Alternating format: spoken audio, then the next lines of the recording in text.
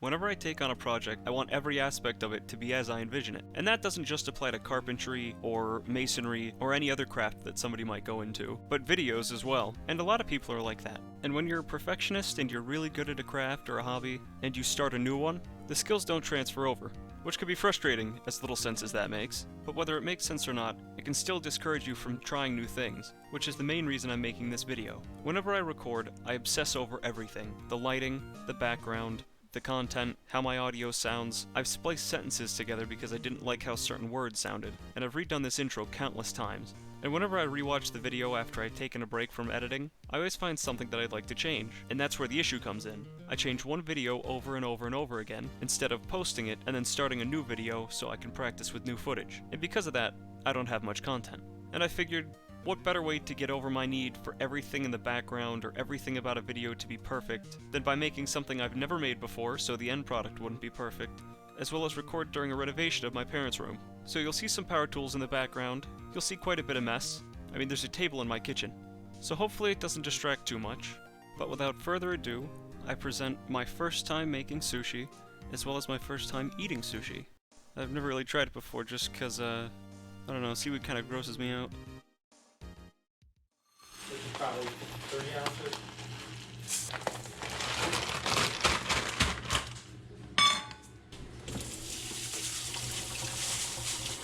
Oh, this you like? Yeah, because I'm not an animal.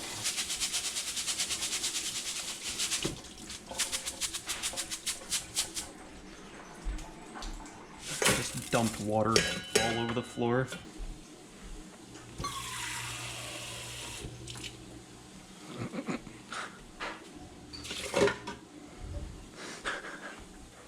I want to say anything.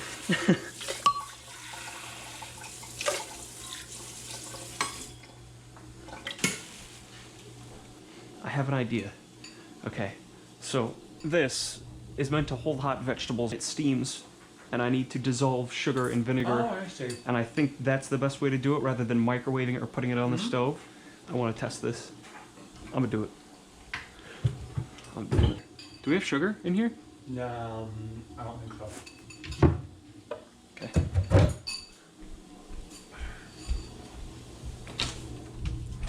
Do we have sugar in here?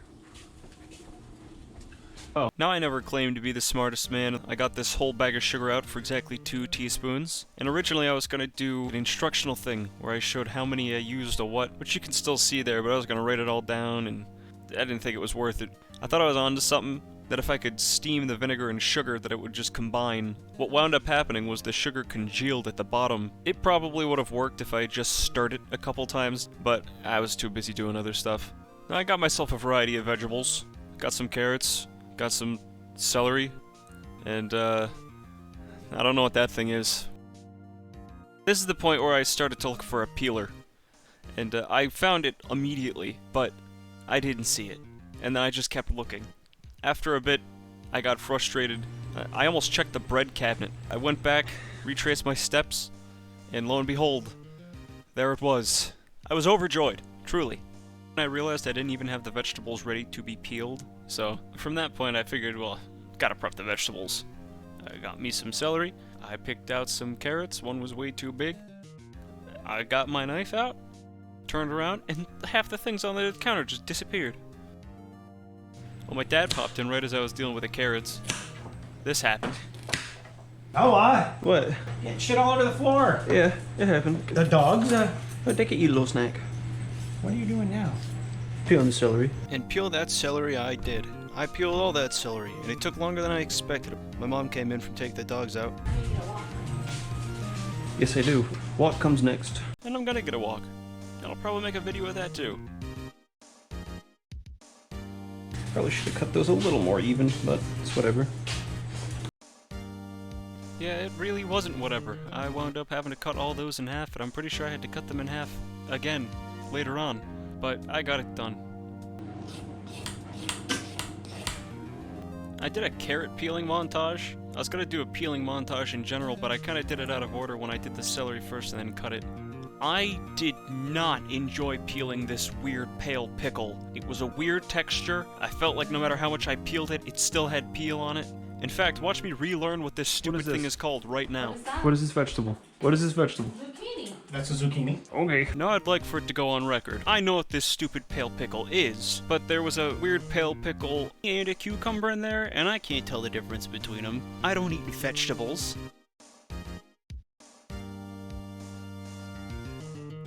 Well, thank God that's over. That vegetable is the bane of my existence. Anyway, we're gonna cut everything down to size, and now I gotta start on the carrots. And it's worse than the pale pickle.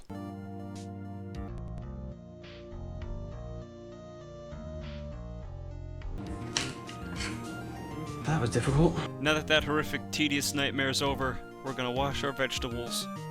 And we're finally gonna return to the rice from earlier. I get my bowl, I get my goop, I stir it around, I did a little celebration. I burn myself, I scoop my rice, I get it in the bowl.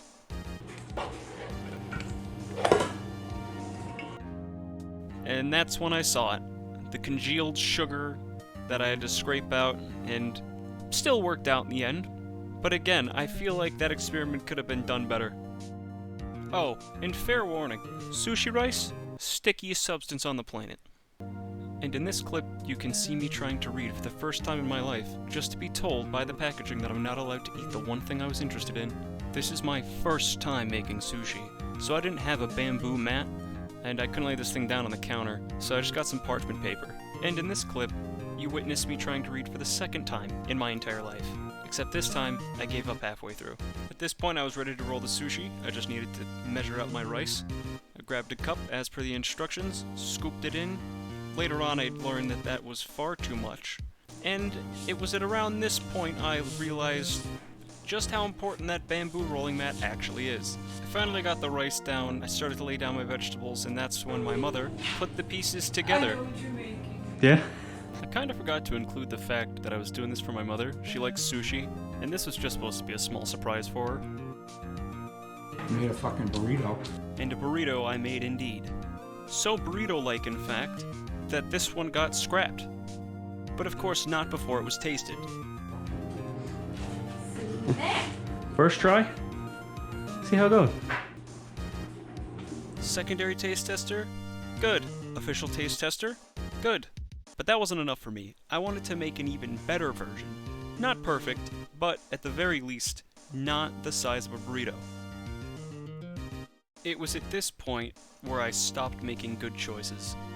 And instead of just calling it, I decided I would cut every single vegetable thinner so that I could make a more uniform sushi roll.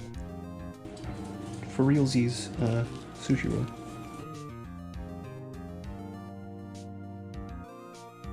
Now I tried to do a size comparison. I didn't really get it on camera. I did a better one later on. See? I had the official taste tester try it again, Even and better. survey says better than the first one. And, now, I've never had sushi before. And I know there's a difference between sushi and whatever I'm making because I don't have fish or something, but I don't know. I don't eat it.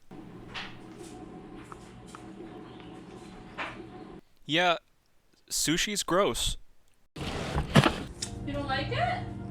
Seaweed. Weird? Ew? That's all I got for you. I've been editing this thing for like 2-3 days. There's nothing crazy about it. There's nothing fancy about it. I just had to learn the editing program, and now that I have, I'm gonna find a different editing program. Thanks for watching, bye!